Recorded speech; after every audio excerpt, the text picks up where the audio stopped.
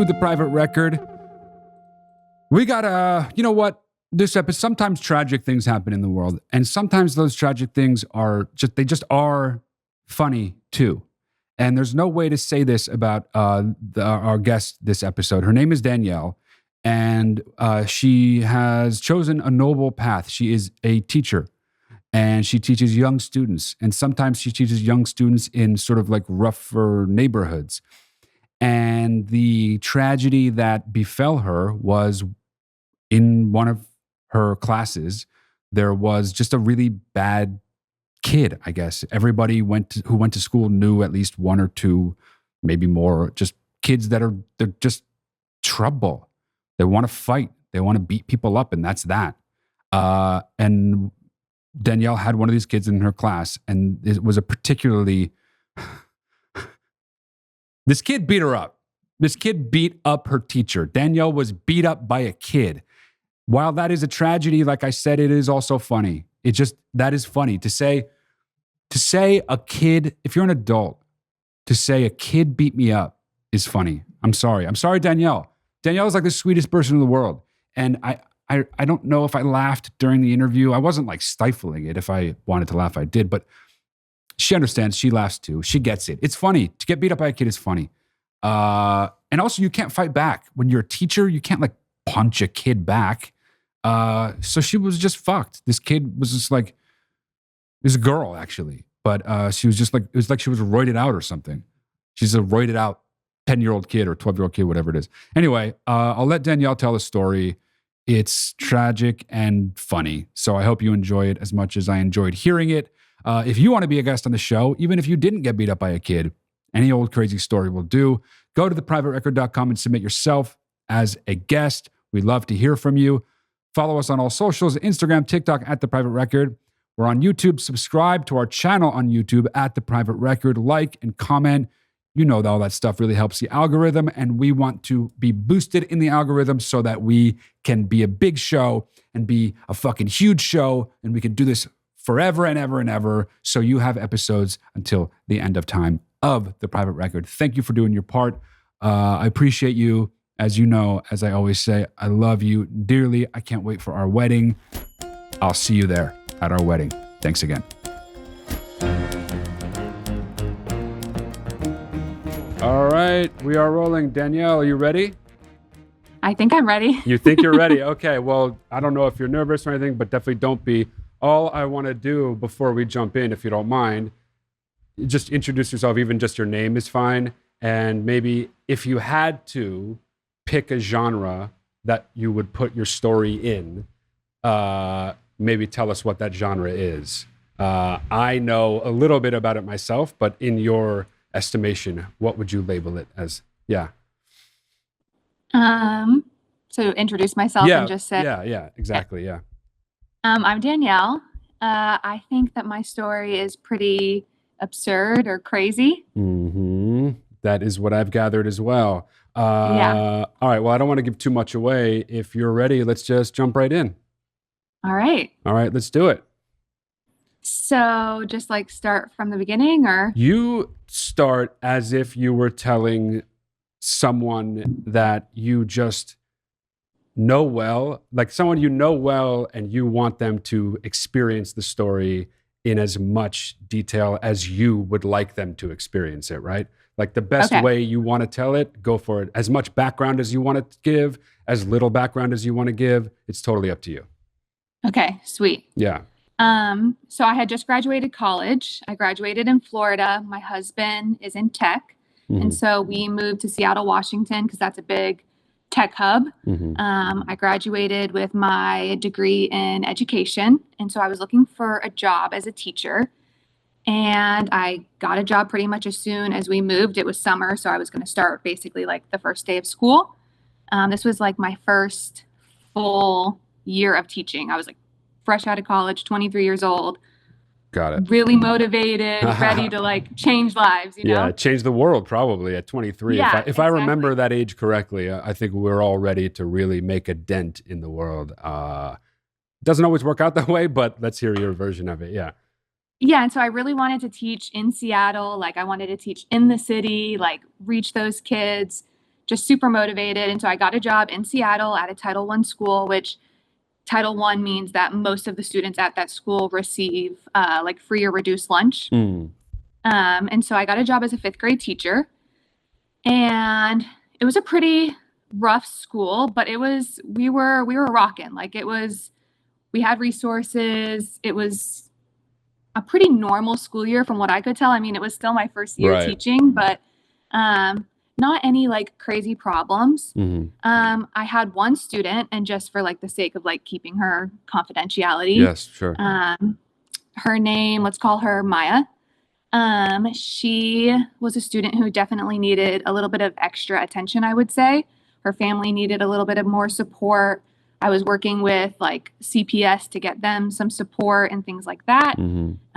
But as the school year progressed, it just got harder and harder, more challenging to either reach the family, reach the student. So that situation just got more challenging. So you're working with her, and whoever her guardian is, her family, they're not really engaging with you when you're trying to engage with them about what's going on with the student, correct? Yes, exactly. Got it. Okay. And so I taught 50 students that year, and she was one of them. 50? Whoa, that's a lot, isn't it? That sounds like so many. Yeah, that's crazy. It's quite a bit. Okay, yeah. A normal class size is like 20 to 25. Right. And so we did have a lot of like truancy issues, like students just not showing up. So I wouldn't say I had 50 every day. Right. But definitely a lot of kids. And I had a co-teacher, but he taught a different subject. I taught reading and writing. He taught math and science. So parents are becoming unreachable. We're not getting addresses to send things to the school or send things to their home. They're not showing up for parent-teacher conferences. The family, we had a family support worker who worked at our school. He's not being able to reach them. It's just kind of a mess, and a hard mess, right? Like your heart goes out for that family and those families. Yeah, sure. That. Yeah. So like, let's flash forward to like right after Christmas time, maybe like right after winter break. Okay. We're at recess, and at this school when we have recess, the teachers have to monitor it. So we don't get a break. We have to go outside and watch all the kids, make sure they're being safe, playing nicely, all that jazz. And I have another student named Ashley, who's probably the size of like a typical 5th grader, like 4 feet tall, maybe. Right. She comes charging towards me, like full sprint, cross country, running towards me, jumps into my arms. And at first I thought like, oh, this student is just being like really funny, silly, goofy. I think she's screaming like, play with me, play with me. And all of a sudden it clicks in my head. She's bloody murder screaming, help me, help me. Oh, okay. And so I'm like, help me, help me. And like, as a teacher, the last thing you want to hear is help me, especially like the climate of the world that we're living in. We're outside, everything's exposed. I'm like, what the heck is going on? Sure. I turn around and I see Maya charging us down. And so I'm holding Ashley like a toddler, like her arm or her legs are wrapped around me. She's hugging my neck. I'm 23 years old. I'm only 5'7". Like I'm holding a full grown person, you know? So she leapt into your arms. Yes. Essentially. Okay. Out of fear, you didn't know it at first, but you realize it's out of fear. Ultimately, out of fear. Once she's on you, you realize she's terrified. Okay. And so now I'm also terrified, and I see this other student running towards us, and you have like half a second to realize like, oh, she's not running towards us because she's also scared. She's angry. She's so angry, like charging us down. She has a mission, and it's to attack. Yeah, basically. She is the scary one. She is the fear that Ashley was facing, and now you are facing. Maya was charging towards me and Ashley. Ashley was on me kind of like a monkey toddler. Right. To give a little bit of context, Maya is bigger than me. She's like a larger than average 5th grader. Okay. Whoa, she's bigger than you? Yeah. All right. That actually makes me think of something. For everybody who heard that and thinks that's not possible, when I moved from New Jersey to Los Angeles, I went in 4th grade. There was one kid named Austin, and he was already in 4th grade. He was 5'11" and huge, like would be not taller than me, but like way bigger than me now even. And I'm 40, you know? Okay. Yeah. So just for those people who are like, wait, is that possible? Yes, it's possible. So Maya's big then. Maya's like a big, can mess around. Like she's okay. No wonder Ashley's so scared. Yeah, she's got some substance to her as a fifth grader. Well put. Okay. Okay. So now you were already in trouble in my mind, but now you're like in danger. You know what I mean? Yeah. Okay. No, exactly. Yeah. Okay. So I make the like split second decision to just turn around and try to run with Ashley on me. Oh, wow. Yeah. That makes sense actually. Yeah. Okay. But looking back, I don't know if that was the best decision because I didn't get very far. Right. Well, you have to go so she's slow. 100. Exactly. Yeah. So I didn't get very far before Maya basically grabs me by the hair, because that's what she could grasp onto. And essentially I get curb stomped. So she grabs me by the hair and is basically fighting me like an adult would fight another adult. I'm getting punched in the head. I'm getting punched in the face. I'm getting cursed out. F you, bitch. F you. Let me get to Ashley. Like, you better give me Ashley. Like, just screaming everything in front of all the fifth grade classes. So are you still I'm sorry, but are you still holding Ashley? So I'm holding her, but she has now like feet on the ground. Okay. Because she knows this is not going to work out. Right. We have to figure out how to separate all of us, right, in order to survive, basically. But you're still protecting her in some way. If Maya is like, give me Ashley, you're still doing your job as a guardian, basically. Yes. Wow. So that was like what I was thinking in my head was like, I just need to keep Maya somehow behind me so that I can keep Ashley safe.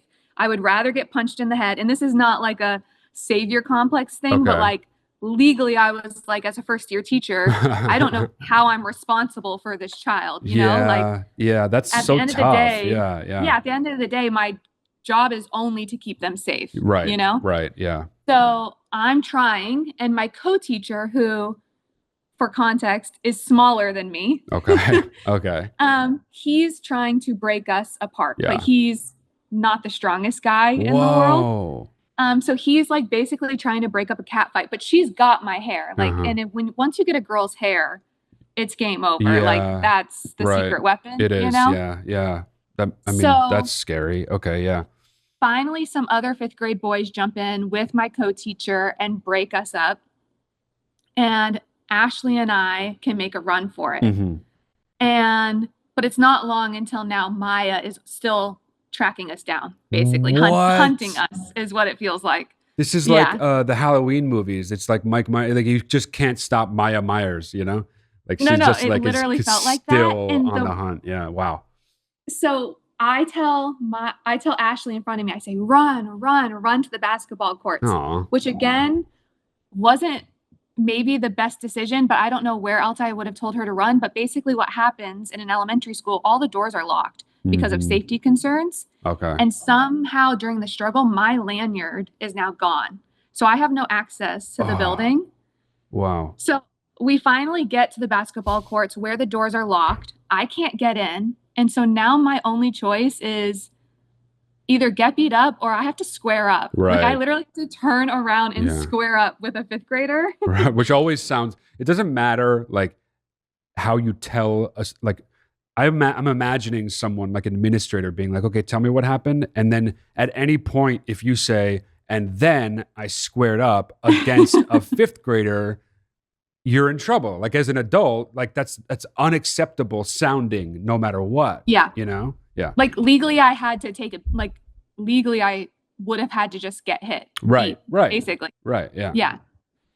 But I was like, I'm not going to let, Ashley get beat up. Right. So at least I can use my body without maybe using my hands. I don't know. Right. I have to do some sort of wall action between the two of them. Wow. And so just as Maya starts to like really get close to us, the doors open between us. It was like literally like the gates of heaven are opening behind us.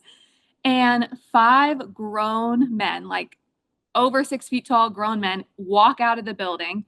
And I was like, oh, thank God. And I I tell Ashley to run in Yeah. and I follow her and I look back and it took all 5 men to restrain Maya. And the whole 5th grade class is just like going berserk. They're all, circled and chanting fight, fight, fight, or crying, or I mean, it was just like delirious, basically, like just chaotic. Yeah. So yeah, so I had bruises all over my face. I had hair out of my scalp. Like it was just, yeah, it was bad. So what do you know? What's got her so mad at Ash? Like, was it something that happened, or did she just snap out of nowhere? So that was actually the second fight that had taken place. So the spot that we were at was on like a Foursquare. Do you remember Foursquare? Oh yeah. I mean, I haven't thought about Foursquare in maybe 25 years, but yes, I do know Foursquare. Yeah.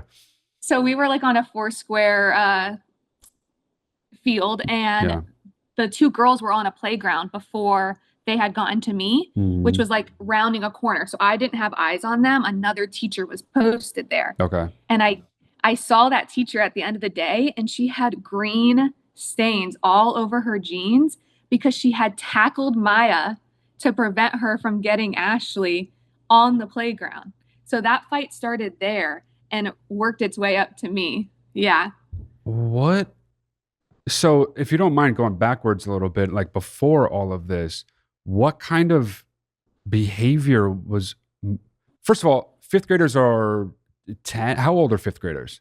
They turn 11. Okay. They turn 11. So what like kind of behavior is this Maya girl exhibiting in the lead up to this? Like, why are people, if you don't want to get too specific, you don't have to, but like, what is the general vibe? Like, why are we reaching out to her family, trying to get in touch? Like, what are the signs basically that are leading up to this is what I'm wondering. Yeah. So even like a little tangent of story that day, that morning, Maya had told me, I don't know if I had asked her to like get out a pencil or get out her journal. I had asked her to do something as in like the whole class, can we get out our journals or whatever it was? And she told me to go to hell. And I was like, that as a teacher, you're like, that's a problem. Like what, with empathy, like what's going on with you today? Can we talk about this? How are you doing? And she said, I want you to go to hell and don't worry, I'll meet you there. Whoa, this is like, she almost sounds like not a real person. This sounds like somebody made her up and wrote her into like a bad horror movie. Like, this is too young to be that like good at being evil or something. Does that make sense? Well, like, what's going on here? Like, how is this even possible? This is crazy. It's even more sad because I had radioed my principal and told her like, hey, we're having somewhat of a crisis situation in my room with this student. Like, I need support. She's saying go to hell in front of the whole class, which one is like a power struggle. I can't have that in my classroom. She's clearly like crying out for help. Like, please help me because I have 49 other students to work with right now. Right. And no response. Oh. So if that had been taken seriously, then I probably wouldn't have gone curb stomped on the Foursquare ground, Yeah, you're totally right. Was that a normal occurrence, or was it usually responded to if a teacher had an issue like that? Was it usually ignored or neglected, or was it usually responded to? Like, I'm wondering if that's what happened to you with Maya that morning was something that often happened, or was it an anomaly? I would say it was pretty normal behavior for the principal to just let teachers handle things like on their own. Right.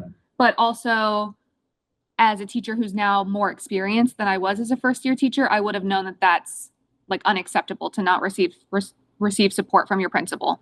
Yeah, I mean, that makes total sense. I guess my broader question is 50 students, an unresponsive principal or administration, a child who's clearly crying out for help, and a family that is totally unresponsive. I mean, what's the story in a vacuum is almost, and I hate to use this term, but in a vacuum, it's almost funny in a way because it's so crazy. The idea that a fifth grader is even that big, could beat up an adult, would want to, did do it, all these things. But, obviously it's not funny ultimately. And even more so, it's kind of just sad that there's a student in such a situation that there's nothing being done to help this child at all. I mean, obviously you're doing what you can, but people can only do what they can do. Did you have any clarity on what was going on with her at home, or was that always a mystery for you? It was always a mystery. So as teachers, we're like mandated reporters, like if we suspect anything going on at home or anything like that. And I had called CPS so many times to go in and check on them. My principal had even said like, oh, I don't like to call CPS because they make things worse, which is like totally illegal. Right. Yeah. She got fired actually that summer. Makes sense. Yeah. Yeah. No, I never got, we didn't have any address for them. So I was never able to like serve a restraining order, anything like that. Yeah. Nothing. Is that even, wow, there was no address? So what did you just have like a phone number or something that you would try to call and no one would ever respond? Yeah. Nope. I mean, this is a pretty horrifying thing that's going on. Like, what was this? Obviously, Maya's like a unique situation. If no other reason, she kicked your ass. But, but like, what was that? Obviously, the school is not like, if you have 50 students, that already is an alarm bell, right? But like, what was it? What was the vibe on a day-to-day with the school? I know it was your first year, but looking back now that you have some space between here and there, was it chaotic on like a day-to-day with this classroom, or was it just Maya and most of the kids were kind of chill? Yeah, I would say that the school in general was pretty chaotic. I think one of my strengths as a teacher is classroom management, but even with that, I still had students, like that wasn't the first time I had been like assaulted by any means. Like I had been shoved, I had been flicked off, I had been told to go F myself. Like that was not new for me that year, right. But a full on beat down was definitely brand new for me. That's crazy. And how long were you at that school ultimately? I finished the year. Okay. Yeah. I guess if we can go back to the actual incident, I actually have a couple more questions for you. In the moment that it's happening, like I'm always curious about obviously people's actions in situations like this, but I'm really curious as to like where your mind was in the evolution of like, oh, why is Ashley jumping on me to, oh, I'm getting the shit kicked out of me. Like how quickly were you at that place in your mind of like in that fight or flight? I would imagine the reason I'm asking is that it would almost take a minute for you to really take seriously the threat assessment, because again, this is a fifth grader. Fifth graders don't beat up their teachers ever, really, probably ever. Maybe it's happened like a handful of times, but like at what point are the alarm bells going blinking red in your mind? Was it just when she lands that first punch, or like do you remember even, or is it a blur or what? I don't think I even had alarm bells, because you're just, as a teacher, you're trained so much, like how to deal with like, for example, like active shooter trainings and people entering the school. Like you're trained so much on how to stay calm in those situations. And not that I would equate the two, but like your adrenaline just kicks in and your job is to protect the student in front of you. I don't think I realized like, oh, I just got the shit kicked out of me until the end of the day when one of those male teachers came to my room and told me he wanted me to press charges against her. Wow. Yeah. And I was like, oh, you want me? He was like, Danielle, you're missing hair. Right. You have cuts and bruises on your face. You need to call the police. Yeah. And I was like, there's no way a 23-year-old teacher in Seattle is going to press charges against an 11-year-old and then get another job. So no, I'm not doing it. Yeah. Absolutely not. Was it possible that Maya was older than what she was purporting to be? I mean, it sounds like you had such flimsy information on her in the first place. Like, I'm trying to imagine, you were 5'7", you said, a fifth grader like that big, that's crazy. Like, and scary if she's running at you, but like really just in general, that's really wild. That, like, I'm trying to think of like aggression. I've never seen an 11-year-old ever be that mad in my life. And like, it's just, you must tell this story to people, and people probably, they believe you, I'm sure, but they must think you're just like either exaggerating or something. I mean, it's just wild, you know? Yeah, no, I think from what I can remember, she had been to that school since kindergarten. Oh, so she was there for a long time. Yeah. Oh, wow. So yeah, then, I mean, I would imagine no then. I mean, yeah. Damn, that's crazy. And no one knew where she lived the whole time. Wow. She also wasn't my like largest fifth grader either. I would say like puberty definitely hit this community before like not what I was used to. Right. I'm not used to that either. That's crazy. So wait, okay, just to reframe all this, you had a classroom of 50 students, several of which were bigger than you, and at least one of them, but no, as you said, there were more than them, more than just Maya, were like aggressive with you to the point that it got physical. I mean, this is like, you often hear like teachers aren't paid enough, teachers aren't respected enough, teachers aren't, and I agree with those things, honestly, but like this is that on like a whole other level. And assuming you've been teaching since then, has anything even come close to that situation for you? No. So a little bit fast forward, like I asked for that student to be taken out of my classroom, said that it was not a safe environment for me to be teaching her anymore. Also not for the student who was also brutally attacked by her to share a classroom with her. And basically it had to go all the way up to the union, which is basically like lawyers for teachers. And I had to go see a therapist to get a written report that it was causing me PTSD to provide in front of like my coworkers. And basically like the hearing basically said that the student had the right to be in my classroom. And if she's so choose to show up, she had a spot in my room. And so they basically said, you can either quit, be terminated, or finish your contract. And I basically said, okay, well, how many sick hours do I have? Like, how many sick days?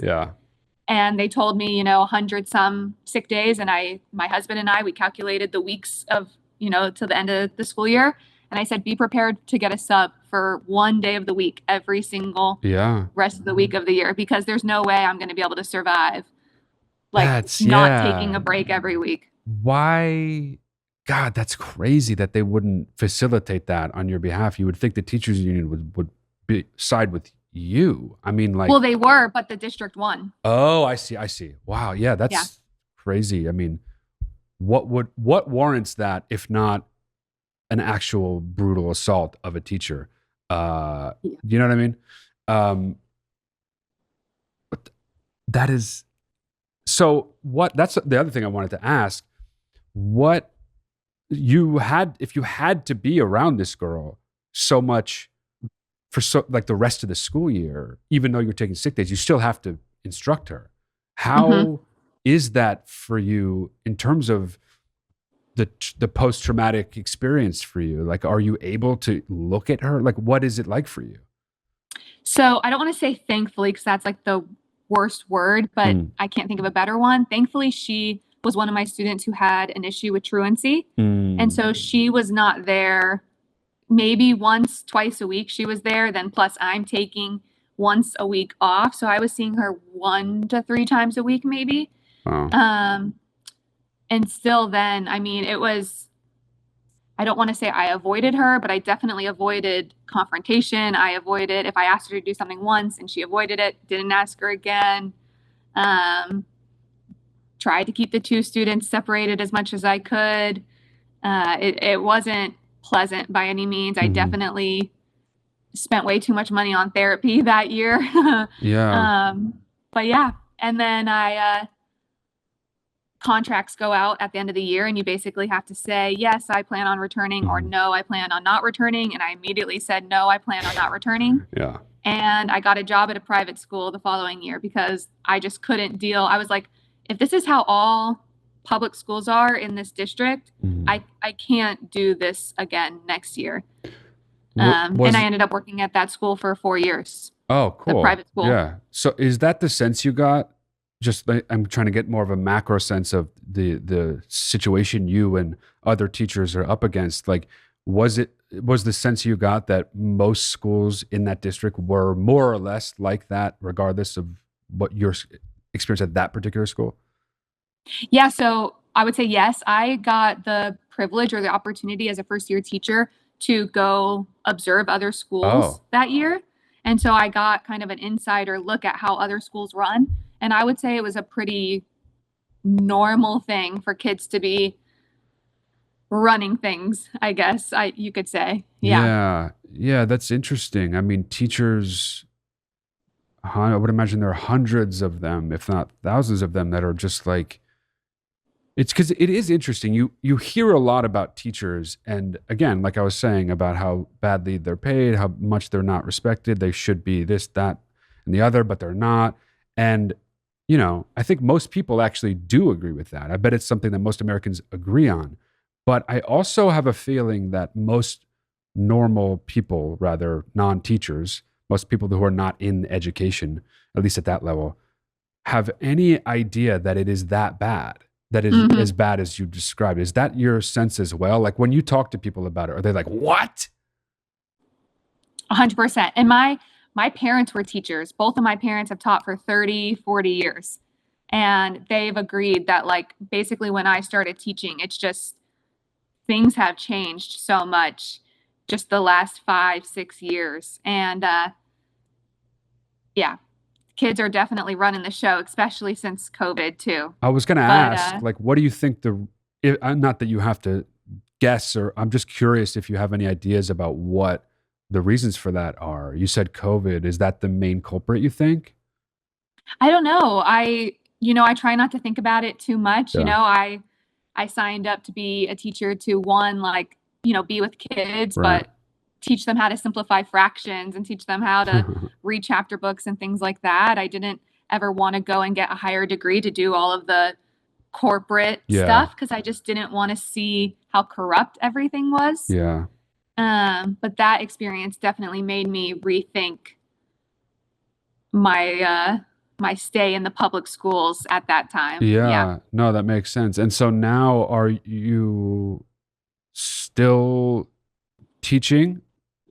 So I just I have a 1-year-old son, so I'm a stay-at-home mom now. Oh, congratulations. Yeah, I'm currently like 33 weeks pregnant too. Oh. So oh wow. Wow, back to back babies right there. Cool. Yeah. So not a teacher right now. I don't know if I plan on going back after teaching through the pandemic. That was I had taught those 2 students that year, and then the following year went through COVID and all of that. And so it was just a really stressful 2 years in education, especially your first 2 years doing it. Yeah. So yeah, I don't know. We'll see. Yeah. I mean, having 2 little teeny weeny babies, I mean, 1-year-old, I guess, so the separation will be like 1.5 then? That'll be the difference in age between the 2 children? Yeah, my son will be just under 19 months when my daughter's born. Oh, a son and a daughter. How cool. That's amazing. Yeah. Hopefully they don't grow up and beat you up when they turn 11. Yeah. Well, now I know what it's like. Yeah. You're going to be like super cautious, making sure they don't go down a very, very particular road. Yeah. Wow. I mean, you hear horror stories about the classroom, and I've heard my fair share, but I've never heard of a teacher at that. I've heard of high school students getting into physical altercations with their teachers. I've never heard of a 5th grader. That story is really crazy. I know it traumatized you. I'm sorry if I laughed at times, but it's so ridiculous and absurd that it is funny at times. But I appreciate you coming on and telling me about it. It's definitely a story. I might have a weird nightmare or two about it. Well, for some reason, I try to visualize stories when I'm being told them, but for some reason, this one, I have like a very specific image in my mind of this Maya person I created in my mind, just like charging at you while you're holding this other poor girl. So yeah, maybe it'll invade my nightmares as well. But thank you. That's a long way of me saying thank you. Yeah. When I told my parents this story, they came to visit Seattle that summer. the only thing that they had on their bucket list. They said, I want to go see the Foursquare court where it happened. Like it was like a national monument. And I was like, if you don't laugh, you'll cry. Yeah, you know? no, it's, I mean, I say that exact same thing all the time. It's so true. And that is the right attitude, because any other attitude, it ends up, as you say, you'll end up crying. Yeah, you should have you should become a tour guide of the site and just like sell tickets and walk people through. This is where this happened. Like, the JFK assassination or something like that. You know? yeah, exactly. Yeah. All right, cool. Well, I appreciate it. Thank you so much, Danielle. I'm glad we figured out a time to do this that worked for both of us. And yeah, thank you very much. Yeah, thanks for having me on. No problem. All Take right. care.